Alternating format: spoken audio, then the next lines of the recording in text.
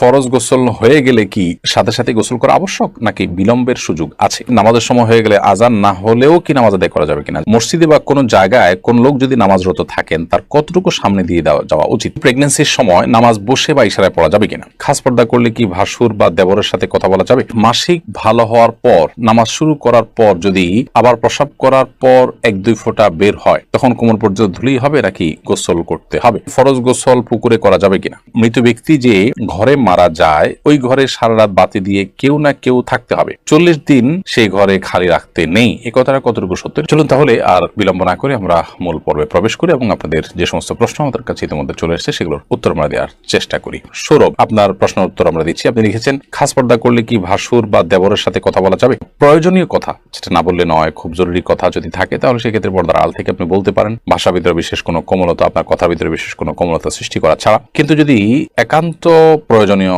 কথা না হয় তাহলে সেক্ষেত্রে অপ্রয়োজনীয় কথা অবশ্যই অ্যাভয়েড করতে হবে এবং সেটাও পর্দার অংশ। আদি বিআরি থেকে আপনি লিখেছেন নামাজের সময় হয়ে গেলে আজান না হলেও কি নামাজ আদায় করা যাবে কিনা? যাবে। আজান না হলেও ওয়াক্ত যদি হয়ে যায় তাহলে আপনি নামাজ পড়তে পারেন। মানিশা আয়ান আইআরি থেকে আপনি লিখেছেন অনেক আগে ঝগড়ার সময় স্বামী তার স্ত্রীকে তালাক দিয়েছে কি না এটি কারোর মনে নেই, এক্ষেত্রে তাদের করণীয় কি? ঝগড়ার সময় তালাক দিয়েছেন কিনা জাস্ট সন্দেহ হচ্ছে, মানে অথেন্টিক কোনো কিছু নাই। যদি এরকম হয় তাহলে সেক্ষেত্রে এই সংশয়ের কোনো ভ্যালু নাই বা এটার কোনো ভিত্তি নাই এবং তাদের মধ্যে বৈবাহিক সম্পর্ক আছে, এটা ধরতে হবে। মমিতা জাহান লিখেছেন মৃত ব্যক্তি যে ঘরে মারা যায় ওই ঘরে সারা রাত বাতি দিয়ে কেউ না কেউ থাকতে হবে, 40 দিন সেই ঘরে খালি রাখতে নেই, এ কথাটা কতটুকু সত্য? এটা সম্পূর্ণ ভুল কথা এবং এ জাতীয় অনেক বিষয় হিন্দুদের অনেক ধর্ম বিশ্বাস থেকে আমাদের মধ্যে এসেছে, সে বিষয়ে আমাদেরকে সতর্ক থাকতে হবে। দিনের পথে আসেন আইডি থেকে আপনি লিখেছেন স্বামী স্ত্রীর মধ্যে ভালোবাসা বৃদ্ধির উপায় কি? স্বামী স্ত্রীর মধ্যে ভালোবাসা বৃদ্ধি করার জন্য অন্য সব মানুষের সাথে ভালোবাসা বৃদ্ধির ক্ষেত্রে যেরকম সালামের ভূমিকা রয়েছে সেই সালামটা আদান প্রদান করতে হবে। নবী করিম সাল্লাল্লাহু আলাইহি ওয়াসাল্লাম বলেছেন যে তোমরা যখন পরস্পরের মধ্যে সালামের আদান প্রদান করবে তখন তোমাদের মধ্যে ভালোবাসা বৃদ্ধি পাবে। সেই সাথে তিনি হাদিয়া প্রদান করার কথা বলেছেন, উপহার আদান প্রদান করা। অনেক সময় স্বামীরা স্ত্রীদেরকে শুধু দেন, স্ত্রী স্বামীকে সারপ্রাইজ দেওয়া, স্বামীকে বিভিন্ন ক্ষেত্রে খুশি হওয়ার মতো কোনো কিছু পেশ করা তার জন্য, এরকম বিভিন্নভাবে উপহারের আদান প্রদান এটাও পারস্পরিক ভালোবাসা সৃষ্টির ক্ষেত্রে বিশেষ ভূমিকা রাখে। মিস তানিয়া প্রধান আপনি লিখেছেন মাসিক ভালো হওয়ার পর নামাজ শুরু করার পর যদি আবার প্রসাব করার পর 1-2 ফোঁটা বের হয় তখন কোমর পর্যন্ত ধুলেই হবে নাকি গোসল করতে হবে?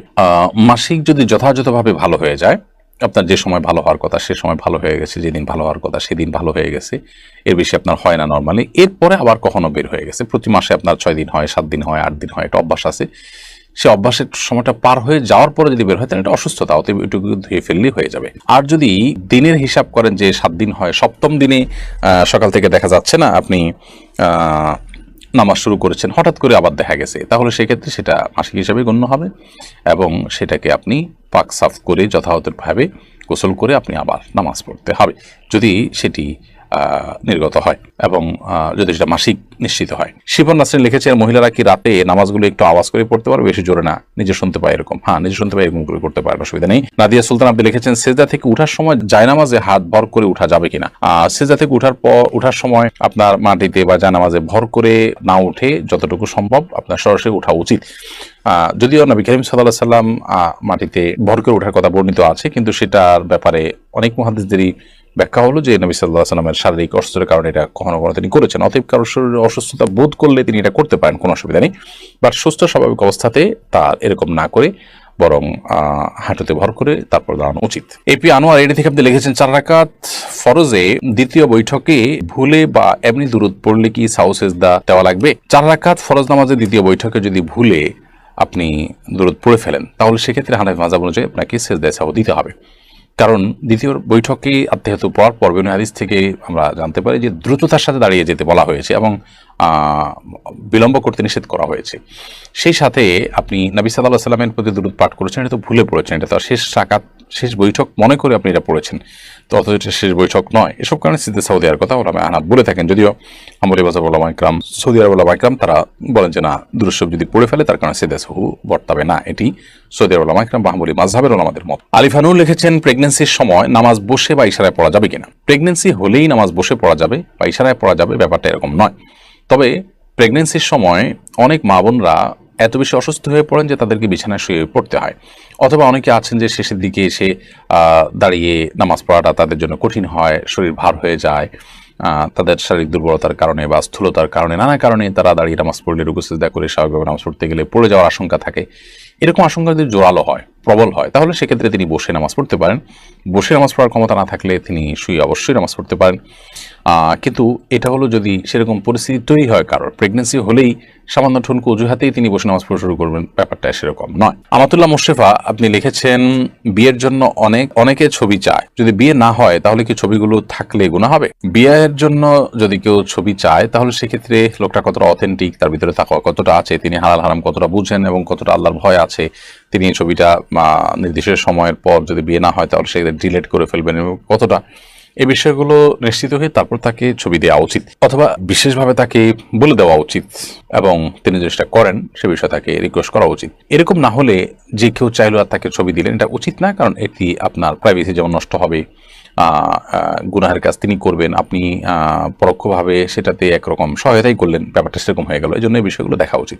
আপনি আপনার চেষ্টা অনুযায়ী, সাধ্য অনুযায়ী চেষ্টা করেছেন, তারপরও যদি তিনি এটি করেন না, ডিলিট করেন, নিজের কাছে রেখে দেন, তাহলে সেক্ষেত্রে ইনশাআল্লাহ দায় আপনার আসবে না, তার উপরে থাকবে। এরপরে সাজ্জাদ আপনি লিখেছেন, মসজিদে বা কোনো জায়গায় কোন লোক যদি নামাজরত থাকেন তার কতটুকু সামনে দিয়ে যাওয়া উচিত? মসজিদ বা কোনো জায়গায় যদি কোনো লোক নামাজরত থাকেন, নামাজ অবস্থায় থাকেন, তাহলে সেক্ষেত্রে তার 2 কাতার 3 কাতার সামনে দিয়ে, 3 কাতারের পর থেকে তো যেতেই পারবেন।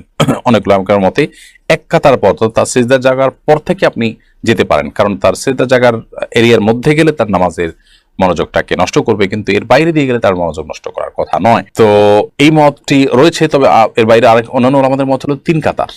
এই মতটাও বেশ স্ট্রং যে তিনি যে কাতারে পড়ছেন আরো 2টা কাতারের বাইরের অংশ দিয়ে তিনি চাইলে হাঁটতে পারেন। মাহবুর রহমান লিখেছেন, ফরজ গোসল পুকুরে করা যাবে কিনা? ফরজ গোসল পুকুরে করা যাবে, কোনো অসুবিধা নেই। পুকুর সাধারণত বড় হয়ে থাকে আমাদের দেশে, একেবারে ছোট গড় যদি হয় যে 10 হাত করে চারদিকে 40 হাতেরও কম হয়, তাহলে সেক্ষেত্রে সেটা ভিন্ন। কিন্তু এর বাইরে বড় যদি হয় তাহলে সেক্ষেত্রে বড় বলতে মানে চারপাশে 40 হাতের বেশি এরকম পুকুর বাংলাদেশে প্রায় অলমোস্ট সব পুকুরগুলোই। তো এই সমস্ত পুকুরে গোসল করাতে কোনো অসুবিধা নেই। ফরজ গোসল, সেখানে যদি আপনার নাপাক লেগেও যায় তাতে সব পানি নাপাক হয়ে যাবে না, কারণ পানি যখন অনেক বেশি থাকে সেখানে সামান্য নাপাক লাগলে সব পানি নাপাক হয়ে যায় না। হ্যাঁ, নাপাকটা যদি কোথাও দৃশ্যমান থাকে তাহলে ওই দৃশ্যমান যেখানে তার আশপাশের পানিগুলো শুধুমাত্র নাপাক থাকবে, এবং সেটা যে আস্তে আস্তে পরিবর্তিত হয়ে যায় আর দৃশ্যমান না থাকে তাহলে তার কোনো কথাই নেই। অতএব ফরজ গোসল পুকুরে করতে কোনো সমস্যা নেই। শেখ সোয়েব আপনি লিখেছেন, ফরজ গোসল হয়ে গেলে কি সাথে সাথে গোসল করা আবশ্যক নাকি বিলম্বের সুযোগ আছে?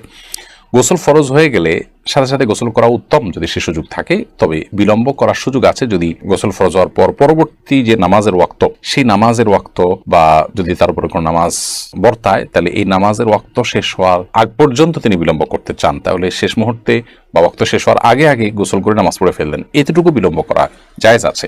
তবে এই ক্ষেত্রেও গোসল ফরজ হয়ে গেলে যদি লম্বা সময় তিনি বিলম্ব করতে চান, এশার পরে গোসল ফরজ হয়ে গেল, ফজর আগ পর্যন্ত তিনি সুযোগ পাবেন গোসল করার, তাহলে সেক্ষেত্রে এই সময়টা তিনি গোসল না করে শেষের দিকে একসাথে ফজর ওয়াক্ত হলে তখন গোসল করতে চান, তাহলে অজু করে ঘুমানো বা অন্যান্য কাজ করাটা সুন্নাহ, এটা উত্তম। কিন্তু যদি কোনো কারণে অজু নাও করেন তাতে তিনি কবিরা গুনাহ করেছেন, ব্যাপারটা এরকম না, সুন্নাতর করেছেন, এটুকু বলা যাবে।